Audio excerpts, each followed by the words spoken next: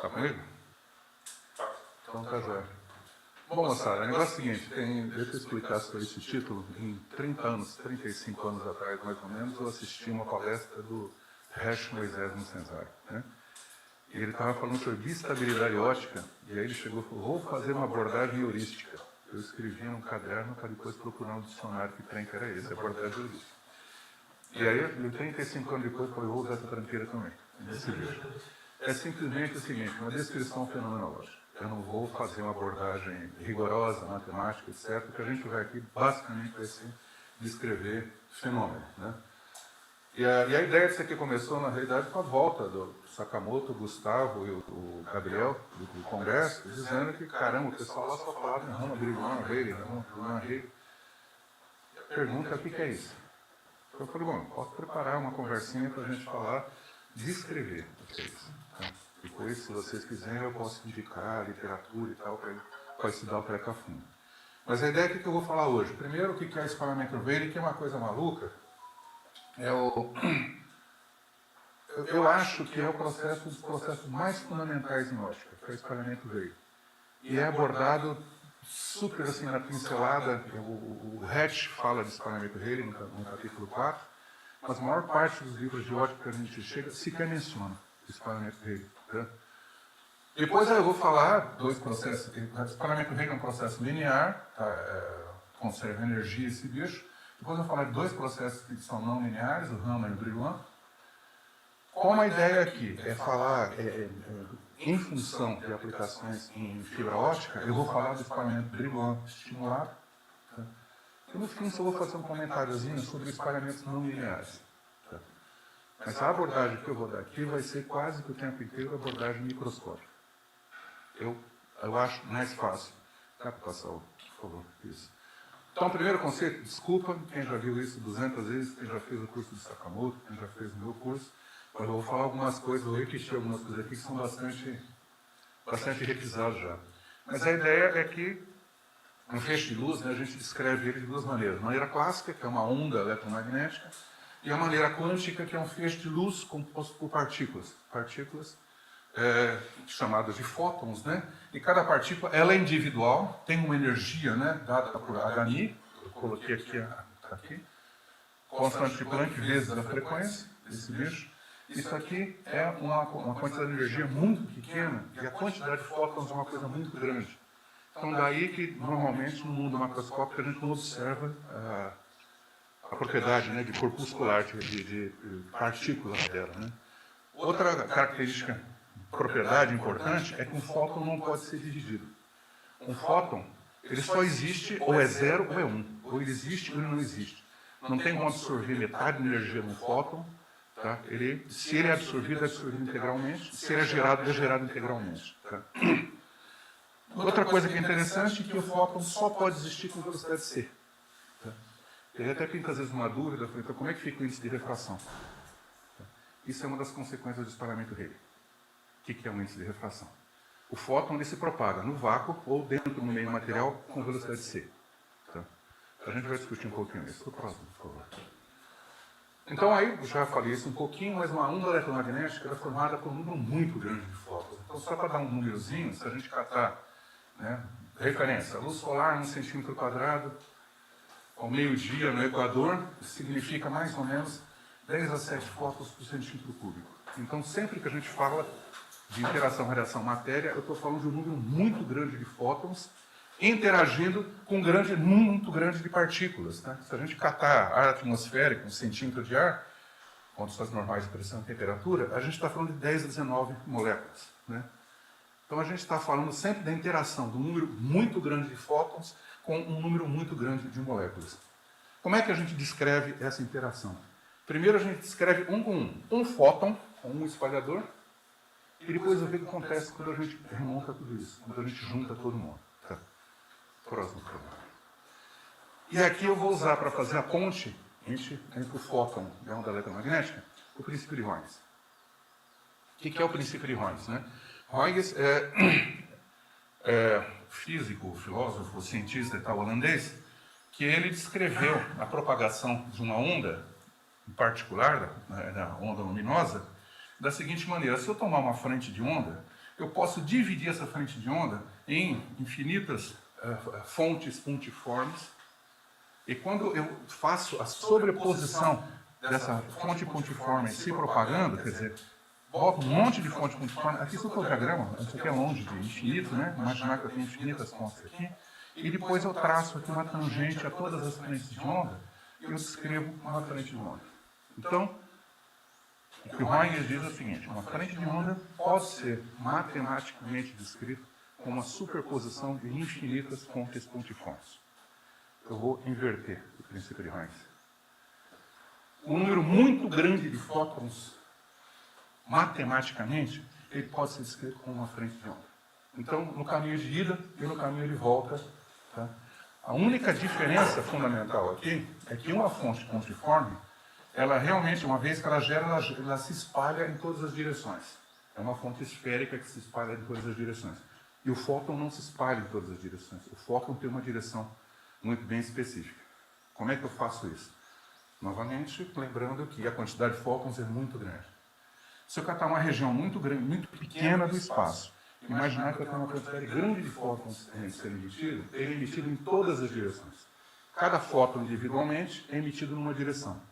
A hora que eu superponho tudo isso, é equivalente que eu tenho uma onda esférica. A intensidade cai com raio ao quadrado, etc, etc. Quer dizer, tudo se mantém. Tá? Próximo, por favor. Outro conceito, desculpa, eu repito isso, faz 30 anos que eu repito isso, é o conceito de quantização de energia. Quer dizer, quando a gente vai lá para o mundo microscópico, em última análise, a gente vai falar de interação com átomos ou com íons, né, fótons com átomos ou íons. Então, os átomos, eles têm níveis de energia muito bem definidos, quer dizer, eles têm estados de energia muito bem definidos. E a gente representa, isso depende de qual é o átomo que a gente está falando, quantidade de prótons, nêutrons, elétrons, etc. Mas eles têm, vamos falar, órbitas muito bem definidas, em que os elétrons desse átomo eles podem ocupar essas órbitas muito específicas. Não pode ocupar um espaço intermediário. A gente fala que essa região é perdida. Mas isso não quer dizer que ele não possa, momentaneamente, passar de um lugar para outro. Quer dizer, eu não posso ter um estado estacionário com órbita intermediária entre um e a outra. E a gente representa esses estados aqui com a energia que está associada a ela. Então, um determinado estado, uma determinada órbita, tem uma energia associada e a gente representa, então, por uma barrinha, como se fosse uma escada, e conforme vai subindo essa escada, eu vou subindo a energia correspondente em cada estado. Então, a mesma coisa que eu descrevi aqui, eu posso descrever nessa escadinha. Quer dizer, um átomo como um todo, ele pode estar nessa energia, nessa, mas não pode estar em energias intermediárias. Não pode estar em estado estacionário. Ok. Próximo, por favor. E aqui, só para, ao longo da discussão, vocês vão entender o porquê que eu vou voltar nesse conceito, tá? De como é que ocorre, então, a interação de um fóton com um átomo. Né? Então, os primeiros conceitos que são mais ou menos ligados, né, é o de absorção e de emissão espontânea. É que a gente imaginar que um fóton, entre os 10, você levar num caminhão de fótons, que interage com 10, um montão de moléculas, um determinado fóton, tá, ele interage com um átomo, se ele tiver a energia dele, né, a energia do fóton, for igual à diferença de energia de dois níveis desse átomo. E se cargas d'água, o átomo estiver nesse nível aqui embaixo, ele pode absorver esse fóton, se o fóton simplesmente desaparece, lembrar, um fóton ele só existe integralmente. Então, ou ele é absorvido ou ele não é absorvido. Então, esse fóton desaparece, esse átomo vai para o nível superior de energia, eu tenho aqui, então, um equilíbrio chamado de absorção. Uma vez que ele está excitado, cada nível, para cada átomo, cada nível em particular, tem um tempo médio que ele permanece excitado, a gente chama de tempo de vida disso aqui, e ele pode decair e, novamente, essa energia, né, que ele perdeu para decair desse nível para esse, ele emite na forma de um fóton. Uma das maneiras, ele pode emitir na forma de calor também, mas o que interessa para a gente aqui, ele emite na forma de um fóton. E este fóton, ele não tem nenhuma relação de direção ou de fase, necessariamente, com aquele tá? No processo de absorção, como esse tempo aqui é relativamente longo, considerando o tempo de oscilação de uma onda eletromagnética, tá? É difícil falar de relação de fase com esse fóton aquele lá. E aí, novamente, se eu falo uma quantidade muito grande de fótons sendo emitido, esse processo aqui é uma emissão praticamente esférica. Dependendo da geometria do problema, mas é uma emissão esférica. O próximo, por favor. E falar, para não deixar de falar, emissão estimulada. E o que ocorre aqui é que eu tenho um fóton incidindo num átomo que já está previamente excitado. Então, existe uma probabilidade desse fóton aqui perturba esse átomo decai, né? Decai, emite energia na forma de um segundo fóton. Esse segundo fóton aqui, ele mantém uma relação de fase e de direção com o fóton que perturbou. Tá? Esse é o processo que gera o laser. Estou falando de laser hoje? Não. Mas esses conceitos vão ser importantes para a gente ver daqui para frente, por favor. Vamos voltar agora, a gente vai falar de espalhamento Rayleigh. O que é o espalhamento Rayleigh? O espalhamento Rayleigh é uma interação também de um fóton com um átomo quando o processo não é ressonante. Isso aqui. Um dos processos, né? Em que o processo não é ressonante. Ele tem uma energia, isso aqui, que não é suficiente para excitar esse átomo para esse primeiro nível aqui. Vamos chamar isso aqui de fundamental, primeiro nível excitado. Aqui. Só que existe uma probabilidade desse fóton ser absorvido. Ela não é zero. Isso aqui. Então, existe a probabilidade desse fóton ser absorvido, só que não existe estado nenhum aqui que ele possa permanecer, esse bicho. Então, seria quase como se ele instantaneamente excitasse e desexcitasse. Imediatamente. Não é imediatamente, porque o princípio de incerteza não deixa. Existe um delay aqui, existe um atraso, tá, que é, em última instância, dado pelo princípio de incerteza, que está relacionado com a diferença de energia, ou com a incerteza na energia aqui, que a literatura costuma dizer que é a menor energia entre o estado, esse estado que não existe, e ou o estado fundamental, ou esse próximo aqui, o menor desse. Tá? Esse estado é chamado de estado virtual, o pessoal chama. É um estado que só existe temporariamente enquanto esse processo ocorre. Tá?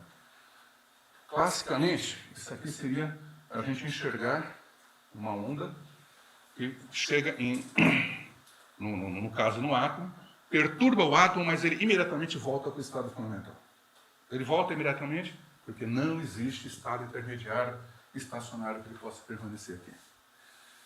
E esse segundo fóton aqui, ele, a semelhança da emissão espontânea, ele não tem direção, tá? Não tem nenhuma relação de direção com o fóton que excita. Então ele é emitido em qualquer direção. Mundo macroscópico é emitido como se fosse um mundo esférico. Isso aqui é emitido em todas as direções. Mas ele tem uma relação de fase. Esse primeiro. Pois não. Uma pergunta isso realmente acontece ou é só uma teoria, um modelo teórico? Isso tem que acontecer. Sabe por quê? Se o fóton perturba o átomo, okay, quer dizer que parte da energia dele passou para o átomo. E fóton não existe parte de energia. Tá? Então isso aqui é como se fosse uma absorção e emissão quase que instantânea. Ele chega, perturba e já sai. Tá? Então não existe aquele tempo de permanência, existe um tempo de vida. Tá? Então o que existe de diferença entre esse e aquele é uma diferença de fase. Eu não vou descrever aqui, mas tem até modelo para descrever qual é a diferença de fase. Tá? Existe uma diferença de fase entre aquele fóton e esse. E não existe relação de direção. Então, pois não. Não, e se ele está, na hora que ele está ali no outro fóton ali, dá emissão estimulada? É o último slide da apresentação. Acabei com a... Exatamente. Deu spoiler. Exatamente, isso é um spoiler. É que existe, no caso, a gente vai até falar, no caso do Rayleigh, não existe um espalhamento estimulado por uma razão muito simples, isso aqui. Porque se um fóton incide aqui, e isso aqui está excitado, e ele sai junto desse bicho, tudo se passa como nada se passasse, porque entra o HNI e sai com o HNI. Tá? Então, pode existir espalhamento Rayleigh estimulado? Pode, só que não mede. Ok? Bom, então, qual o parâmetro que varia aqui? O parâmetro importante que varia aqui? A fase. Tá? Então, passa para o próximo, por favor. Então, o que acontece na interação espalhamento Rayleigh? Eu tenho um montão, aqui tem 3, né? Mas um montão de fótons interagindo com um montão de átomos e algum desses fótons sofrem esse processo de espalhamento Rayleigh. Então, ele é, vamos falar assim, instantaneamente absorvido e reemitido com uma fase diferente. E aí, só para indicar, eu coloquei aqui em vermelho o fóton espalhado, esse bicho. Então, eu vou ter os fótons que são incidentes, que continuam, nada aconteceu com eles. E aqui no meio, eu tenho uma coleção de fótons em que ele é espalhado em qualquer direção, macroscopicamente, com uma onda esférica. Esse bicho aqui. É o próximo, por favor. Interessante, você fala fase de fóton, né? É. Fase está dizendo que era onda e a gente já joga de fóton direto. Isso aí a gente joga debaixo do tapete. Né? Quando você fala que a energia é HNI, NI de quem? Né? Então, isso aí a gente joga debaixo do tapete, na realidade. Aí tem um pessoal que tenta representar como se fosse um pulso de onda, assim, né? Mas é tão bom quanto nenhuma representação. Isso aí. Então, quando ocorrem baixas densidades de espalhadores, o que significa, então, a quantidade enorme de fótons que estão incidindo em cima de alguns espalhadores? O que é esse espalhador? Um gás, por exemplo, ou mesmo um sólido, né, defeitos, partículas no sólido. Se essa densidade aqui ela é pequena, eu vou ter um fóton espalhando aqui, um lá longe, outro lá longe. Não existe uma relação, não existe coerência entre eles. Não queria falar nisso, mas não existe coerência entre eles. Então, isso aqui é espalhado tudo individualmente. Então, o que vai acontecer? Em baixas densidades, o espalhamento Rayleigh ele é em todas as direções. Não vou colocar aqui, na realidade, existe um mais um cosseno ao quadrado de θ, tá? Mas eu falei que eu não ia falar de matemática. Isso aqui. Mas ele emite em todas as direções. Não é esférico, mas emite em todas as direções. A mais próxima aqui, desculpa. Eu esqueço que eu tenho o microfone aqui na mão. Então, quando tem baixas densidades de espalhadores, então os fótons são emitidos em todas as direções e não existe uma relação de fase entre eles. Ou, se existe, ela é perdida porque os espalhadores estão distribuídos de maneira aleatória aqui no meio. E a densidade é pequena, tá bom? Esse é o processo que explica o porquê o céu é azul. Tá? Outra coisa que eu não vou falar aqui também, mas que dá para demonstrar, é que a probabilidade de ocorrer esse espalhamento vai com 1 sobre lambda da quarta potência. Então, depende muito fortemente do comprimento de onda. E quanto menor o comprimento de onda, mais provável é. Então, a luz do Sol batendo na atmosfera, na alta atmosfera, a densidade de espalhadores é pequena. No caso, os espalhadores são as moléculas dos gases que formam a atmosfera. O azul é espalhado com muito mais intensidade do que o verde ou o vermelho, e por isso a gente vê o céu azul. Então, essa é a explicação do céu azul. Mas a conversa muda e muito, quando a densidade de espalhadores é muito grande. Aí o que vai acontecer é que, muito frequentemente, a quantidade de fótons espalhados é até maior do que a quantidade de fótons não espalhados. Onde é que isso aqui ocorre? Na matéria com densidades altas. O que é densidade alta? O ar atmosférico, em condições normais de pressão e temperatura, essa densidade já é alta. Lembra o número que a gente pegou lá? 10 a 19 moléculas por centímetro cúbico. Isso aí, eu esqueci de colocar a continha aqui, mas se a gente catar um comprimento de onda cúbico, lambda por lambda por lambda, isso dá coisa de 10 a 7 moléculas dentro de um lambda. Então a quantidade de espalhadores é muito grande. Então, tá, eu representei aqui meio a meio, mas muito frequentemente você tem mais fótons espalhados do que os não espalhados até. E o que ocorre com isso aqui? Lembrar novamente, o fóton incidente e os fótons espalhados, ambos têm velocidade c. A velocidade da luz é c, esse bicho aqui. Só que os espalhados, aqui quando a densidade é muito grande, eles guardam uma correlação de fase entre eles. Porque a hora que eles espalham, dois fótons, quando são espalhados, estão muito próximos um do outro. A densidade de espalhadores é muito grande. Isso faz, se a gente imaginar que eu tenho uma frente de onda incidindo, faz com que a fase entre eles seja praticamente conservada, a menos da diferença de fase por causa do espalhamento. Então, o que vai acontecer? Vai acontecer que eu vou gerar. Agora eu volto para o Roentgens, princípio de Roentgens.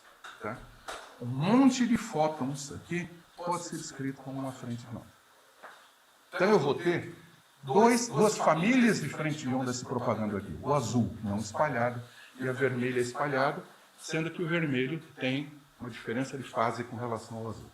Aqui.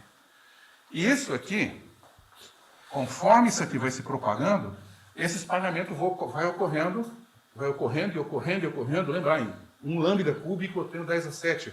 Então, dentro de 1 lambda ocorrem vários espalhamentos.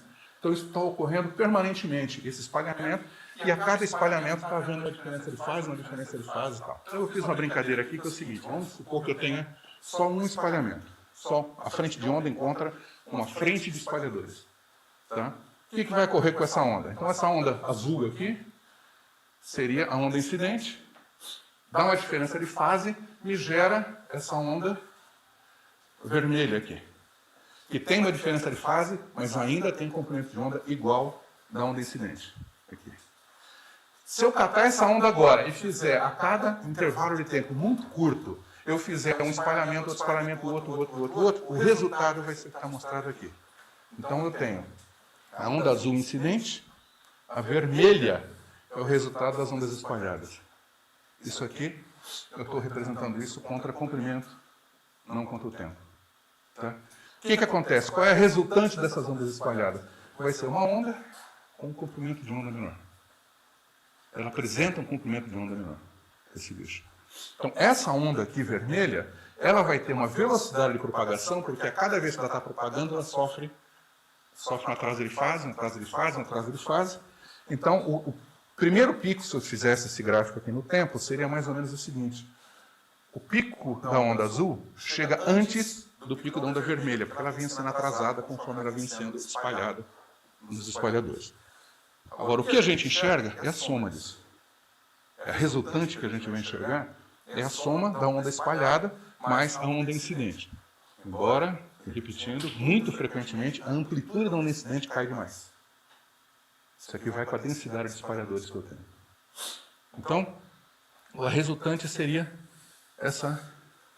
o traço amarelo aqui. Então, aí vem, quer dizer, não existe paradoxo aqui. Tá? Embora o fóton tenha velocidade c, macroscopicamente, a onda resultante, ela vai ter uma velocidade menor do que c. Daí vem o índice de refração. Essa é a razão da existência do índice de refração, e por isso que eu falei no começo que eu acho que o espalhamento Rayleigh é uma das coisas mais fundamentais em ótica e é, muito frequentemente, não é sequer abordado. Ok? Bom, próximo, por favor. Agora, gente, o que interessa? O que interessa aqui é o seguinte: eu tenho um dispositivo, um guia de onda aqui, uma fibra ótica, né? E eu jogo um pulso extremamente curto aqui dentro. A fibra ótica, o que ela vai ter? Ela vai ter uma mistura de alta densidade de espalhadores, que seria uma estrutura cristalina, perfeitinha, etc., onde, voltando um pouquinho, quer dizer, cada frente de onda de espalhadores que está em fase, ela vai se propagar como uma onda mais lenta, mas vai se propagar para frente. Isso é interessante. Não tem propagação para trás quando o meu meio é perfeito. Agora, eu tenho aqui no meio, distribuído também, uma densidade de espalhadores em baixa densidade. O que são isso? São os defeitos da fibra, flutuações térmicas da fibra. Daqui a pouco a gente vai falar num bicho chamado fônon. Tá? Então, são espalhadores que têm uma fibra, por mais perfeita que ela seja, ela tem espalhadores. Então, a onda que entra aqui está gerando espalhamento Rayleigh. Primeiro está propagando para frente, com velocidade c sobre n, devido à superposição de vários espalhamentos. E em função da baixa densidade de defeitos ou flutuações térmicas, etc., ele está provocando também um espalhamento em todas as direções. Então, isso significa que sempre para trás aqui, eu vou ter um reto espalhamento Rayleigh. Isso vai depender da densidade desses caras, né? E o interessante é que quanto melhor você faz a fibra, mais isso favorece o espalhamento Rayleigh, porque quanto melhor é a fibra, menos defeito ela tem, menor é a densidade de espalhadores.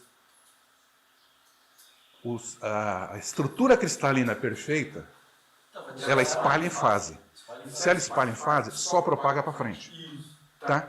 Os pequenos defeitos fazem o espalhamento para trás. Tá? E esses defeitos podem ser flutuação térmica. Menos para trás. Mais ou menos. Quanto menos defeito, Tá, mas eu incentivo o espalhamento para trás, embora a intensidade seja menor, o número seja menor. Tá certo. A intensidade cai. Tudo bem? Então, sempre que você injeta um sinal numa fibra aqui, o que vai acontecer? Bom, vai transmitir o sinal com velocidade C sobre N, velocidade de fase, né, C sobre N, mas uma fração vai ser espalhada devido à quantidade de espalhadores que tem lá dentro. Efeitos da fibra e principalmente flutuação térmica. Tá? Agora, se lá no meio existe algum outro defeito, ou um acoplamento, ou um splice, ou, sei lá, defeito mesmo, a fibra rompeu, alguma coisa assim, esse decaimento aqui, ele vai sofrer. Isso aqui está representando uma reflexão, tá? De repente o sinal aumenta. Isso aqui é um decaimento. Por que é um decaimento exponencial isso aqui? Porque a quantidade que é mandada para trás é proporcional à quantidade de luz que propaga. O espalhamento Rayleigh é proporcional à intensidade incidente. E o sinal vai perdendo, tem perdas na fibra. Ele vai se propagando, vai caindo a intensidade devido à perda da fibra. Então o espalhamento Rayleigh também indica um decaimento com o tempo. E aqui vem a primeira informação importante que eu tenho, que eu tiro do espalhamento Rayleigh. É a atenuação da fibra. Porque se isso aqui é um eixo no tempo, se eu multiplicar pela velocidade da luz na fibra, isso aqui vira comprimento. Eu tenho um decaimento exponencial em função do comprimento, então medindo o espalhamento Rayleigh aqui, eu já meço qual é a atenuação da fibra. Uma medida direta da atenuação da fibra, sem precisar medir outra ponta dela. Isso aqui. Se aqui no meio pintar qualquer tipo de defeito, passa o próximo, por favor. Não, corta. Eu não coloquei. Eu ia colocar aqui a imagem de um OTDR comercial que mostra bonitinho, tá? Mas se tiver, por exemplo, um splice de modo geral, ele tem pouca reflexão, mas ele apresenta atenuação, ele tem perdas por emenda. Então, isso aqui você tem um exponencial que decai, tem um degrauzinho e continua decaindo. Tá? Isso indica um splice. Quando você tem alguma coisa, um calombo aqui você tem a reflexão. Então, você tira um monte de informação de uma fibra observando o sinal reto espalhado, Rayleigh, reto espalhado. Tá? Então, aqui a gente para um pouquinho com o Rayleigh. Agora a gente vai para frente. O próximo, espalhamento Raman. O espalhamento Raman, ele é mais ou menos parecido com o Rayleigh, a menos de um detalhe. No espalhamento Raman, entre esse nível e esse aqui, eu tenho um intermediário. Esse nível existe. Então, no caso de uma fibra ótica, por exemplo, são as vibrações dos componentes da fibra. No caso da fibra, de modo geral, é SiO4, SiO2, eu não sei qual dos dois que é. Mas é um óxido de silício. Então, esses estados aqui são estados vibracionais da ligação do oxigênio com o silício. Tá? Se esse fóton aqui, ele incide, só que ele tem uma energia maior do que esse degrau aqui. Então, pode ocorrer uma coisa parecida com o que a gente descreveu no espalhamento Rayleigh. Ele provoca uma perturbação instantânea nessa molécula aqui, só que a hora que decai, ele não decai para o estado fundamental, ele decai para esse estado intermediário. E aí, conservação de energia, o que vai acontecer? A energia desse fóton aqui, ela vai ser a diferença de energia desse estado aqui, estado virtual, para esse nível aqui. Então, a energia desse fóton é menor do que a energia do fóton incidente. Para isso ocorrer, de um modo geral, eu preciso de intensidades muito altas. A probabilidade disso ocorrer é bastante pequena. Então, daí a gente precisa de densidades altas. Esse tipo de espalhamento, em que o fóton excita para um nível virtual acima do nível de energia existente, decai, emitindo um fóton com menor energia, é chamado de espalhamento Stokes. Isso aqui, próximo, por favor. Existe um Stokes. O Stokes é o seguinte: imagina em que esse átomo, essa molécula aqui, já está excitada. Por quem? Por exemplo, por temperatura. Está diferente de zero, a agitação térmica provoca a excitação de alguns níveis, alguns dos átomos vão estar, as moléculas vão estar excitadas, e aí incide um fóton aqui. Aí este fóton vai, novamente, não é ressonante daqui para cá, ele vai gerar esse estado virtual, tá? Então a energia do fóton aqui E quando isso aqui decai, em vez de voltar para o nível anterior, ele volta para o estado fundamental. Isso é chamado de espalhamento Raman anti-Stokes. Então, neste caso aqui, o que vai acontecer é que a energia do fóton emitido é maior do que a energia do fóton incidente. Qual dos dois ocorre com mais probabilidade? O Stokes. Por quê? Porque o Stokes interage com átomos que estão no estado fundamental.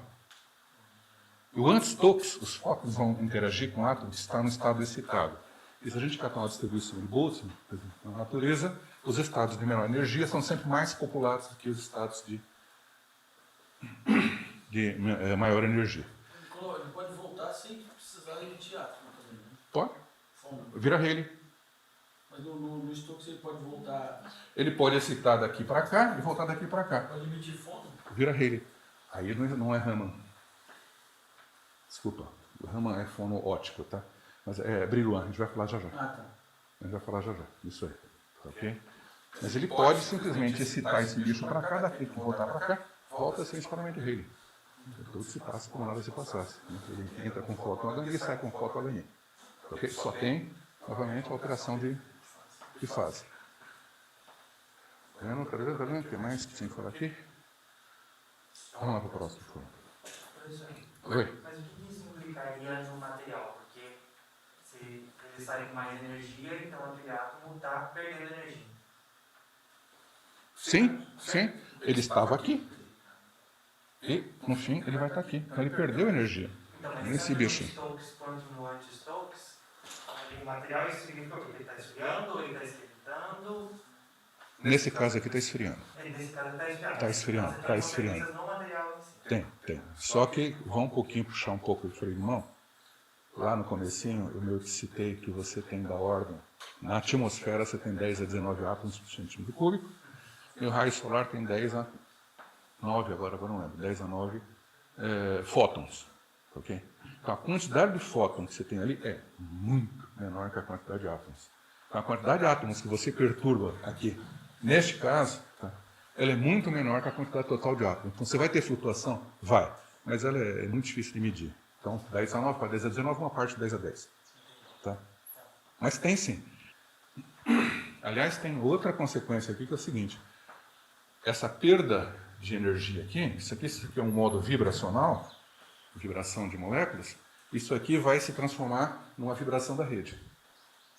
Tá? E oscilação vira calor, quer dizer, um calor total do material. Então, altera o material? Sim, altera. Tá?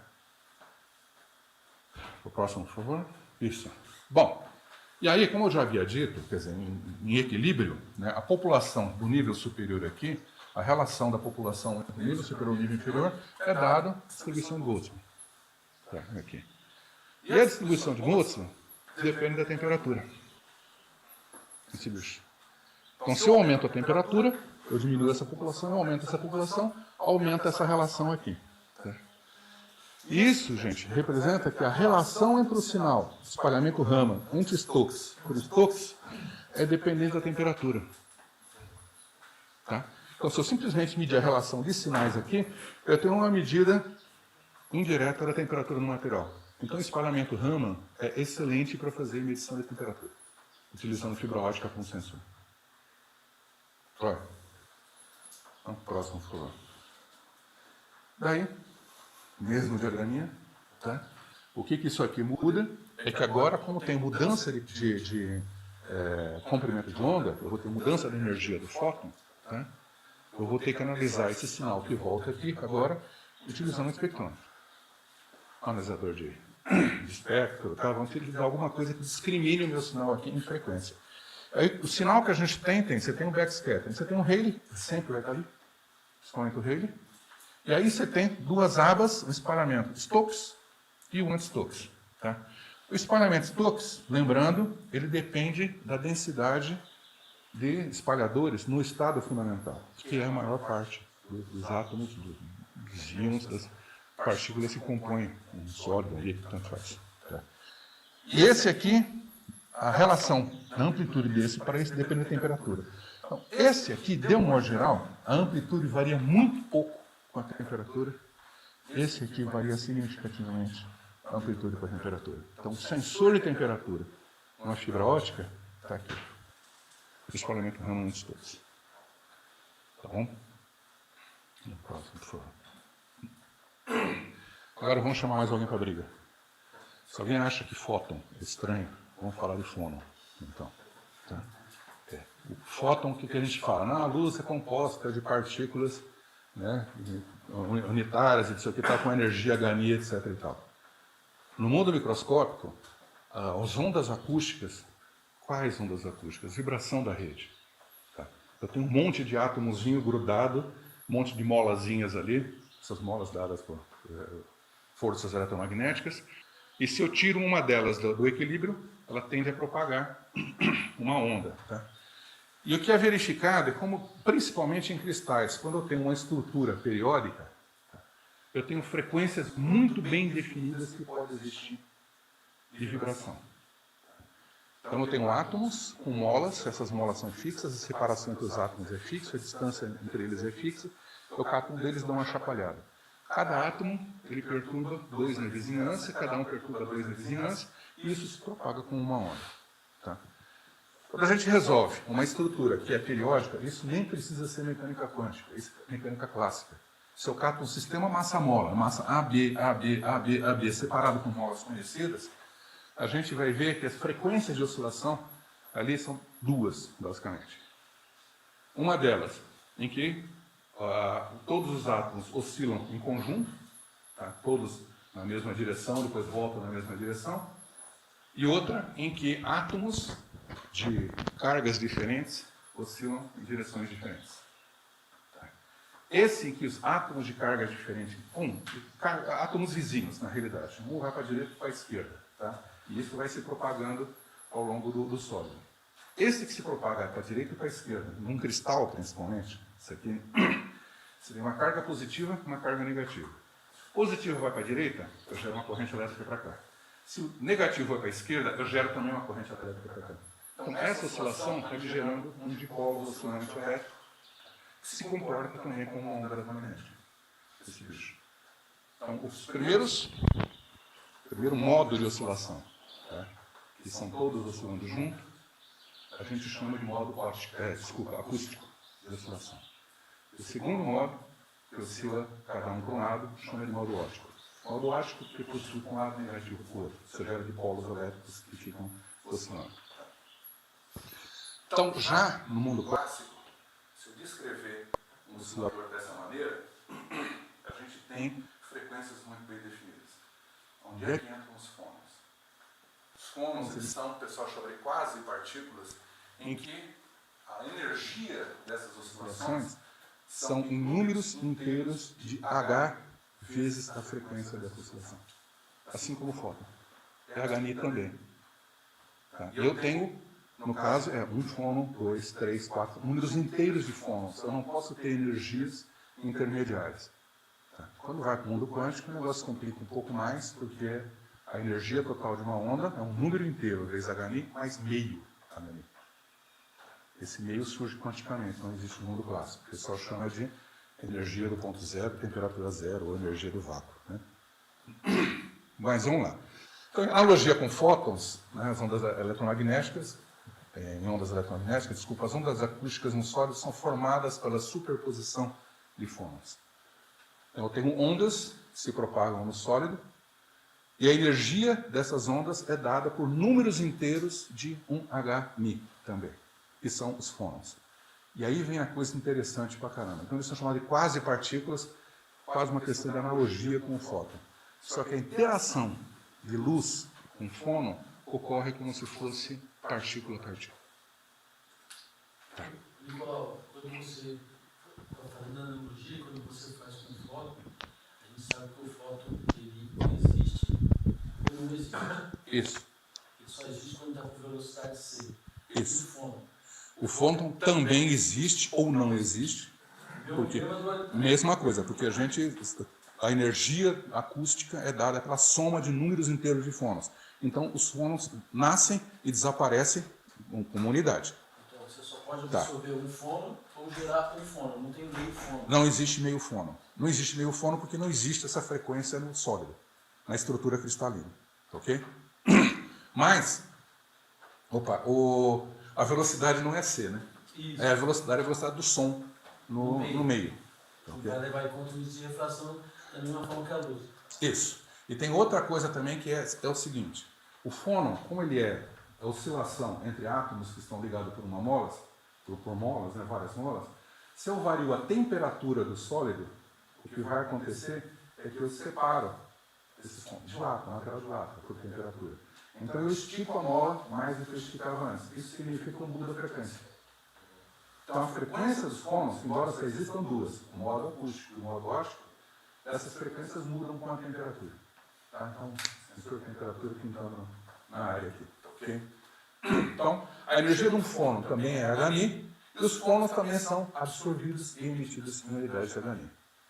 Vamos voltar para o meu material agora. Tá? Aqui, só para indicar, isso aqui seria uma rede linear, tá?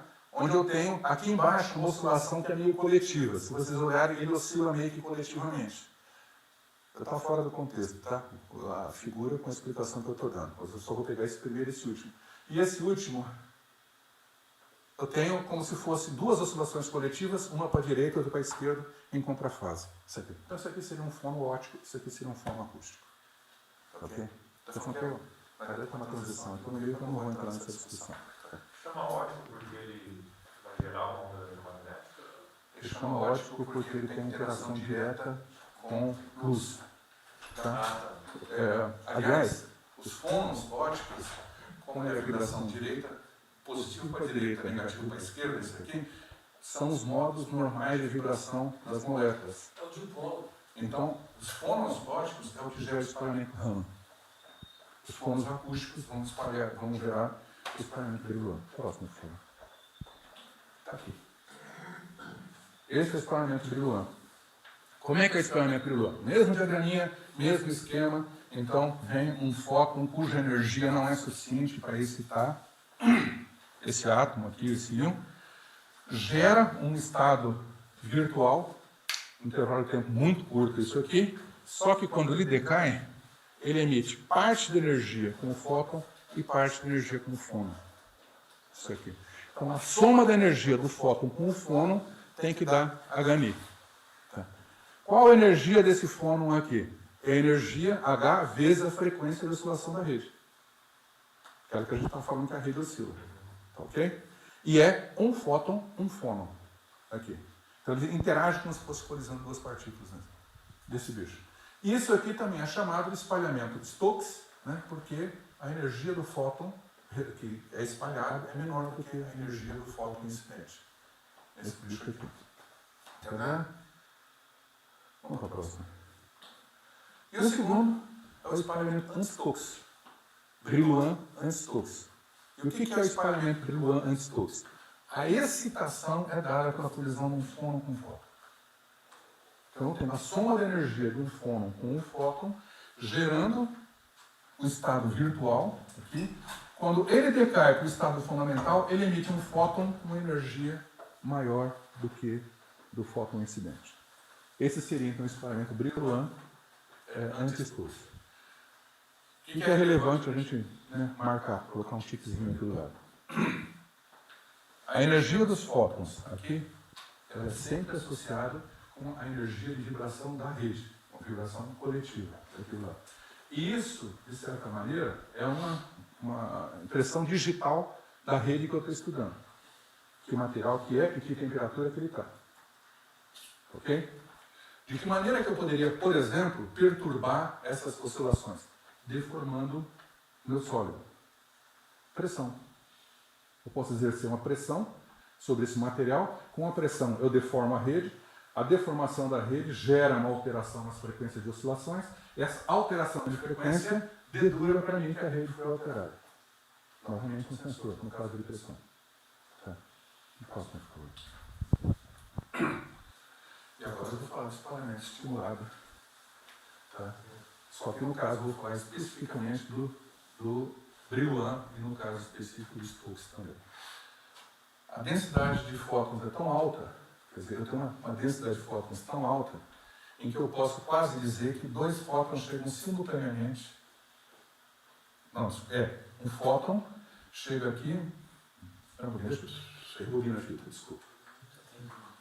Eu tenho um sistema onde eu estou injetando luz e já existe o espalhamento Brillouin-Stokes. Então, eu tenho um fóton, que seria o fóton incidente, que seria minha bomba, e eu já tenho fótons Stokes. Aqui. Gerados pela bomba. Gerados por emissão espontânea, vamos falar assim, de efeito Brillouin. Ele já está lá dentro, ele já foi gerado num processo linear anterior. Esse primeiro provoca a excitação para esse nível virtual, né? Imediatamente o segundo fóton vem aqui, estimula o decaimento, e eu tenho uma emissão estimulada, no caso de espalhamento Stokes. Isso é bruxaria demais, isso acontece? Acontece, existe inclusive lasers Brillouin.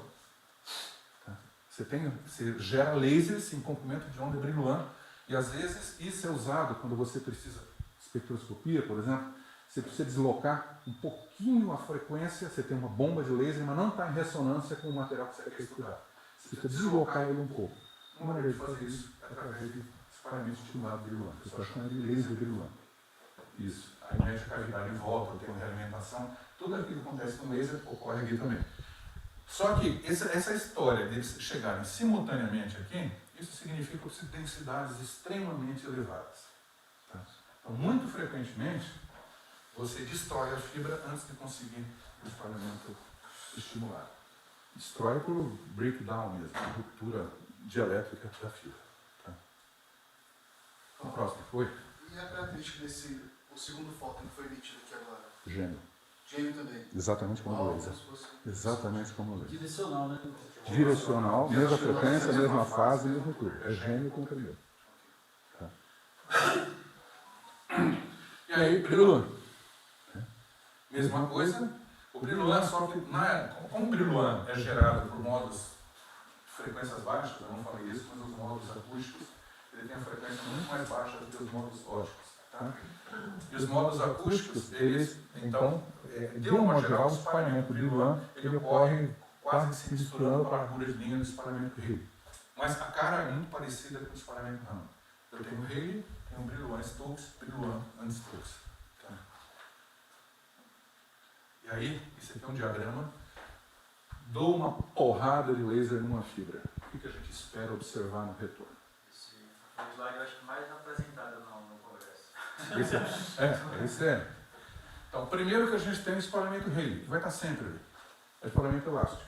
Espalhamento por flutuações térmicas, por defeitos na fibra, etc, etc. Frequência incidente, frequência refletida é a mesma. Depois você tem um espalhamento Brillouin. Espalhamento Brillouin, esse desenho que está aqui assim, ele fala que a frequência do sinal Brillouin, ela pode mudar. Ela muda sempre que a rede for alterada, por pressão ou por temperatura. Tá? Então está aqui o espalhamento Brillouin, ele é um sensor de temperatura ou de strain, é um strain gauge, esse bicho, deformação. Seja essa deformação provocada por uma onda ou por uma deformação elástica mesmo, por pressão, alguma coisa assim.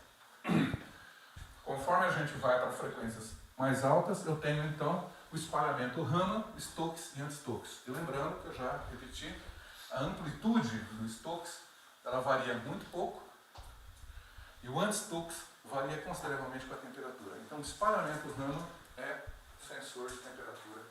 Tá? O legal é o seguinte, né? Enquanto que o Brillouin você mistura strain e temperatura, às vezes é difícil você saber qual é qual, o Raman pode ser o discriminador que vai me falar se essa variação de frequência aqui devido à temperatura ou strain. Joia? Oi. Fala. O pico antigo, o Raman Stokes, não tinha que ser muito menor que o da direita? Aqui não, aliás, e o Brillouin muito maior. Ele está conservando. Desculpa, o Rayleigh é muito maior. Não, isso aqui, esquece as amplitudes. A escala aqui, ela, se eu mostrar isso numa escala linear, eu vou praticamente some. Tá? Praticamente some. As amplitudes aqui não pode. Mas nem log, né? E aqui eu chamo um log só por ramo. Um log de log, talvez. Uma coisa assim. Tá? Tá próximo, por favor. E aí agora, só para fechar. Essa história eu entrar com 2 fótons e entrar com um fóton, gerar um nível virtual, tá? E pode ocorrer também de eu entrar com o primeiro fóton, gera um nível virtual, entra com o segundo fóton que promove a excitação para o nível que existe. E quando isso aqui volta, ele gera um terceiro fóton, cuja frequência é a soma do primeiro e do segundo. Isso aqui é a base, praticamente, de todos os processos paramétricos de geração de outros componentes de onda. Então, por exemplo, se a frequência desse for igual à frequência desse, eu tenho um gerador de segundo harmônico. Então, que hoje é tão banal que a gente nem se refere a ele, que é o laserzinho verde. O laserzinho verde é um gerador de segundo harmônico com laser de iodino. Gera 1.064, assim, vira 532, por um processo parecido com esse aqui. Só que o treco é mais complicado. Eu posso entrar com componentes de onda aqui bastante diferentes desse bicho. Então eu posso entrar e continua sendo HNI, né, 3 igual a HNI1 mais HNI 2. Que se chama essa geração de frequência soma.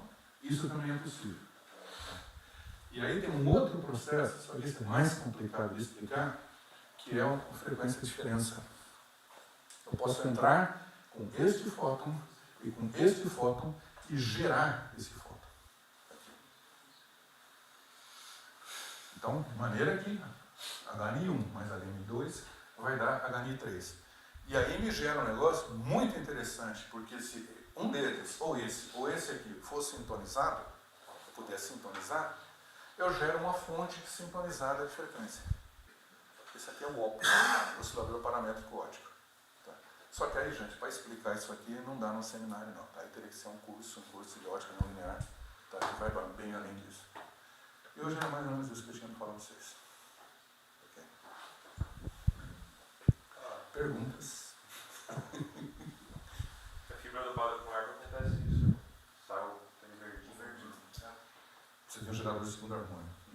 É, a gente vê um verdinho espalhado. Então, Vixe. E às vezes, mesmo em fibras não dopadas, né, aquele Mardulli observou isso, mesmo em fibras não dopadas, você pode, a intensidade é tão alta que você começa a gravar uma estrutura dentro da fibra, e essa estrutura te gera uma estrutura de fônons que permite uma conservação de quantidade de movimento, etc., que gera um segundo hormônio. Mas a conversa é tudo bem. é assim, sentindo seria amplitudes muito altas, né? Começa a dar um monte de efeito. Sim. Nicolau, Oi. em relação à técnica lá de Ray, tem OTDR e tem a OFDR. Eu vi que em telecomunicações usa muito equipamento OTDR. OTDR, Isso isso. para, no caso que foi feito lá pela equipe do FF, eles utilizaram a técnica OFDR na frequência. Tem alguma. O OTDR também serviria para. O que é que tem uma diferença de A diferença entre eles é que um eu meço no tempo. tempo e frequência. E o outro mas meça a qual a frequência. vantagem para. Não é vantagem, é casos muito específicos. Quando eu quero medir frequência, eu quero medir Raman e brilho, onde ocorre alteração em frequência. No OTDR, eu só quero ver se tem reflexão ou não. No OTDR, eu simplesmente não olho para o espectro. Só quero ver se tem reflexão ou não. Quando o reflexo a frequência do que é refletido, né, do backscattering, é importante, eu preciso resolver em frequência. Agora, o mais interessante do ponto de vista de curiosidade é tudo isso. Aí você observa tudo. Fica acontecendo. É muito legal. Ontem eu estava relendo a tese do Sandro Quirino. Vale a pena ler. É muito legal. A explicaçãozinha que ele traz lá desses fenômenos está muito legal. A explicação, a maior parte é clássica, equações de Maxwell, tá? Mas está muito legal a explicação. Quando alguém tiver curiosidade, inclusive puxei a tese dele. Se alguém quiser, eu posso passar. Muito legal. Ele usou aquele laserzinho. Usou o exercício que está no lugar. Que a gente vai tentar remontar basicamente a experiência do Sandro. Por isso que eu estava lendo a tese dele. Tá até hoje lá, a fibra do Sandrão. Tá escrito Ah, lá. é? Todo mundo olha, pô, Quem é o Sandrão? Sandrão, de uma geral, você imagina uma menina, né? Ou Sandrão. Olha a misoginia, né? Sandrão é a namorada da Von Richthofen lá. Namorado do quê? Daquela Von Richthofen lá. Ah, é verdade, Sandrão. A chefe da cadeia. Mas Mas ele era pulsado ou era...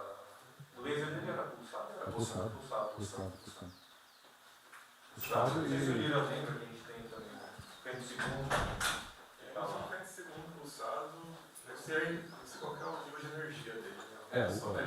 Não é esse do Sandro, porque esse do Sandro tinha largura de 5 kHz, 5 kHz não consegue pulsar de maneira pau, né? Você tem o princípio do delta E e delta T dele, não deixa. Mas esse foi... Você lembra do que o... Acho que era o Wilson que comprou. Você lembra se era para fazer alguma coisa do tipo? Eu acho que ele comprou por ser oportuno no momento, mas eu não sei se tinha aplicação na época. Sombra de alguma coisa específica. E tem uma coisa que é interessante, que eu vi, só que eu vi em passagem, tem que ir com um pouco de cuidado. O TDR pode ser feito também, ao invés de você mandar pulsos muito curtos e ver o tempo de trânsito, você modula ele. E a fase, né? Exatamente, ele para a fase. Exatamente, você pode fazer também dessa maneira o TDR. Aí você põe um loquinho lá e vê. Aí bota o locking, aí pode utilizar um modo locking, um laser com modo locking, com frequência bastante alta, quer dizer, cheia. Então, esse do Wilson... né? Pensar em fazer uma coisa parecida e ver se tem algum benefício. Sim. Eu vi um sobre antes aí. Pra pensar em mercado. Não, mas aquele... Esse laser de fêmea segundo, eu acho que a taxa de redução é na ordem de megahertz. E com esse novo loquinho dá para pegar. Perfeito. Quem sabe? Brincadeira interessante. É uma brincadeira interessante. Bem interessante. Vão ter que fazer curso de transformação de Fourier, entendeu? Tem que raciocinar no espaço de frequência. Próximo curso, Nicolau. Isso. Você falou aí que um bom sensor para a temperatura seria o anti-Stokes, né? Você tem ideia, mais ou menos, da prática, qual é a precisão desse tipo de sensor? Tem a menor ideia. Isso aí, detalhes. Aqui não é minha praia, né? Português bem claro não é minha praia, né? Então, os detalhes dos sensores do dispositivo eu não tenho ideia. Quão sensível ele é, qual a resolução que consegue. Eu consigo enxergar um pouquinho o TDR, que aí a sensibilidade está relacionada com a largura do pulso. Tá? É o Optical Time Domain Reflectometry. Manda o pulso, mede o tempo que ele leva para voltar. Tá? Esse seria o TDR. Então é esse que está relacionado com a largura do pulso. Mas medidor de temperatura, sensor de temperatura, não tem nem ideia. Certinho? Então vamos amarrar o bardo, vamos trazer o javali. Então. O pessoal aqui também não está interessado nesse tipo de coisa, né? Até mais na parte de fase, né? Eu acho que Não, tem algumas coisas, né? Tem o interesse de caracterizar realmente uma bobina que você enrola inteirinha, como é que ela está lá dentro. Então caracterizar a bobina. Daria para ver, tem os cruzamentos de fibra, tudo. Vai apertando então, a fibra lá. se enrolou errado, mas vai ter uma zona que vai ter Isso. mais, E vai te dizer mais onde. pressão aonde. Se a gente E se talvez- você determinar onde, Exatamente, vai te dizer onde. Então, essa é uma técnica danada de boa para fazer isso. Então, a gente poderia, provavelmente deve aparecer um sinal periódico se tudo tiver bem enrolado, né? Deve ser periódico porque vai estar bem simétrico. Se tiver tudo torto, vai aparecer, né, um sinal aleatório. maluco lá. E aí, talvez com essa visão, a gente consegue também comparar. Peraí, esse enrolamento aqui, né, tá bom, quão bom ele está. E aí, numericamente, a gente comparar com os resultados. Né? Pegar os resultados e bater com as caracterizações. Entrar no modelo, né? Um fator de correção Sim. do vermelho. Na verdade, se der uma conexão mais intensa, você sabe que realmente tá ruim, né? Eu não lembro de, pô, não faz assim não. Não vai resolver nada para corrigir, mas você sabe aonde. Você não vai corrigir, mas você pode pegar a bobina e já olhar ela diretamente. Tem uma caracterização. Não, de variações muito pequenas, talvez é de correção. Sim. Uma bobina Agora nominal. tem um detalhe também que é o seguinte, se esse erro, esse problema que tiver for determinístico, você pode corrigir por salto. Isso. Se tem um interferômetro espúrio, aí a equação, a complexidade não é trivial. Não. Quem quer se divertir. Mas Mas quando você manda os outros fazer serviço, é fácil falar. Coisa. Posso largar o microfone, Marcelo? Tá bom. Valeu. Obrigado. Obrigado.